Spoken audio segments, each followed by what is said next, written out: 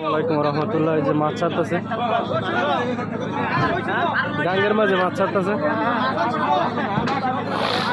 এই হলো শিবপুর বাজার কমিটির উদ্যোগে মাছ ছাড়তেছে।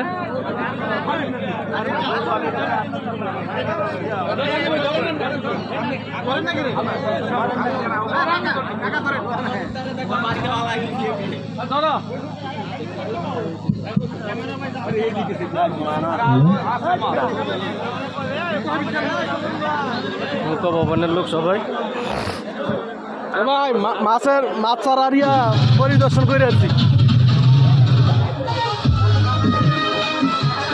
আরে বাবারে প্রচুর লোক, দর্শক সব ভ্রমণে যাব, সবাই ভ্রমণ ভ্রমণ খালি।